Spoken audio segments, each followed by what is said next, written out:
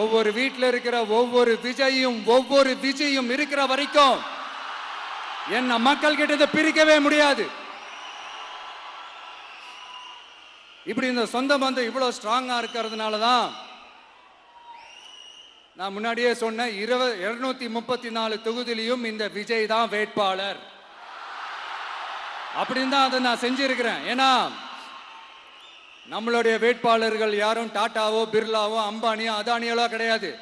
நம்ம வீட்டில் இருக்கிறவர், நம்ம குடும்பத்தில் இருக்கிற ஒருத்தரை தான் நான் வேட்பாளராக செலக்ட் பண்ணியிருக்கிறேன். அப்படி செலக்ட் பண்ணி தான் உங்ககிட்ட நான் ஒப்படைச்சிருக்கிறேன். அதனால அந்த வேட்பாளர் வேற, இந்த விஜய் வேற அப்படின்னு நினைச்சிடாதீங்க. இந்த விஜய் தான் வேட்பாளர், அந்த வேட்பாளர் தான் விஜய்.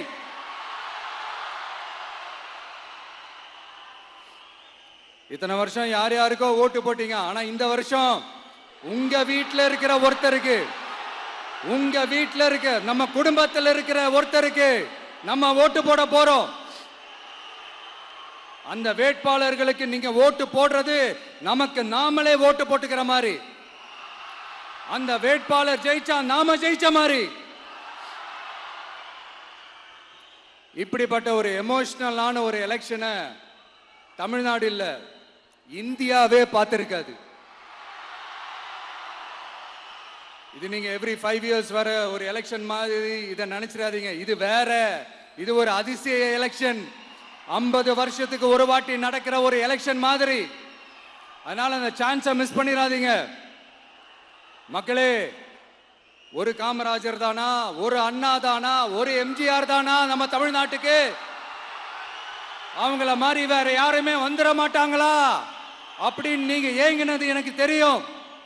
அதை மனசுல வச்சுக்கிட்டு தான் நம்ம டிவிக்கே வந்திருக்கிறோம். நம்ம டிவிக்கு யார் யார் மாதிரி எல்லாம் உழைக்கும் சொல்லவா? ஐயா முத்துராமலிங்க தேவர் மாதிரி, ஐயா வீரன் சுந்தரலிங்கம் மாதிரி, ஐயா வாவுசி மாதிரி, ஐயா அழகு முத்துக்கோன் மாதிரி, ஐயா கட்டபொம்மன் மாதிரி, ஐயா ஒண்டி வீரன் மாதிரி, ஐயா குரூஸ் பெர்னாண்டஸ் மாதிரி மாதிரி ஒட்டுமொத்த தமிழ்நாட்டு மண்ணுக்கும் உழைச்சிக்கிட்டே இருக்கும். இந்த எலெக்ஷன்ல நம்ம டிவிக்கு ஆட்சி அமைஞ்சா அதென்ன அமைஞ்சா அமைக்கிறோம். எப்படி அமைக்கிறோம்? நம்ம டிவிக்கு ஆட்சி அமைஞ்ச உடனே பெண்கள், இளைஞர்கள் எல்லாருமே நல்லா இருப்போம், நல்லா இருப்போம், நல்லா இருப்போம்.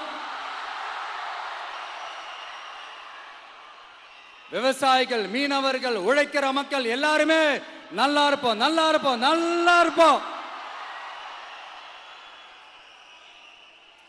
இன்னும் பல வருஷத்துக்கு நம்மளுடைய குடும்பங்கள், நம்மளுடைய சந்ததிகள், நம்மளுடைய தலைமுறைகள் எல்லாருமே நல்லா இருப்போம், நல்லா இருப்போம், நல்லா இருப்போம்.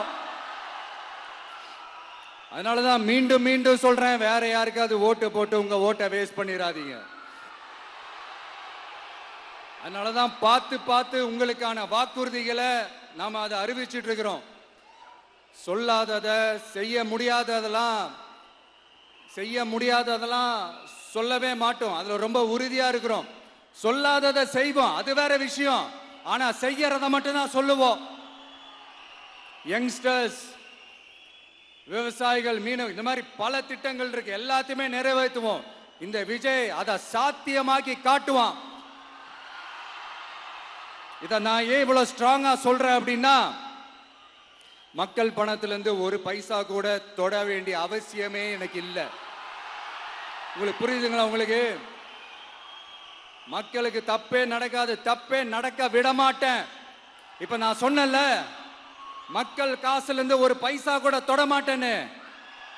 அதை இப்ப ஆண்டுகிட்டு இருக்கிறவங்க, இதுக்கு முன்னாடி ஆண்டவங்க தில்லா சொல்ல முடியுமா?